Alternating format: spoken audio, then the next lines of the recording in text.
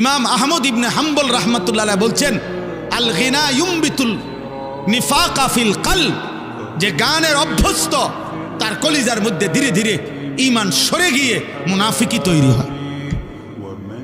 ইমামে আজম আবু হানিফা রাহমাতুল্লাহ আলাইহি বলছেন, সিমাউল আগানি ফিসকুন, গান শোনা প্রকাশ্য পাপ, ওয়াত্তালাজ্জুদু বিহা কুফরুন, এবং গান শুনে মজা পাওয়া, স্বাদ পাওয়া কুফরি। কুফরি কুফরি কুফরি, মজা পাওয়া।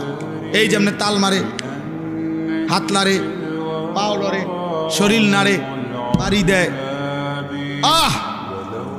এই যে মজা পাইল না, এটা এই স্বাদ পাওয়া, মজা পাওয়া গান শুনে, তিনি বলছেন কুফরি। হযরত ওমর ইবনে আব্দুল আজিজ রাহমাতুল্লাহ আলাইহি বলছে যে কলিজার ভিতরে আল্লাহর কোরআন আছে, সেখানে গান থাকতে পারে না। যে দিলের মধ্যে গান আছে, সেই দিলে আল্লাহর কোরআন থাকতে পারে না। লা ইয়াজতামিউ ফি কলবিন ওয়াহিদ, এক অন্তরে গান এবং কোরআন দুইটা জমা হয় না। ইম্মাল কোরআন ওয়া ইম্মাল গিনা, হয় কোরআন থাকবে নয়তো গান থাকবে।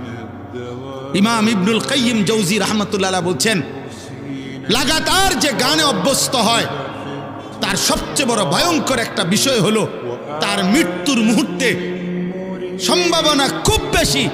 ইমাম কিতাবে লিখছেন যে সম্ভাবনা খুব বেশি তার জবানের কালেমা বন্ধ হয়ে যাবে, বরং গানের বাক্য তার মুখ দিয়ে বের হতে পারে।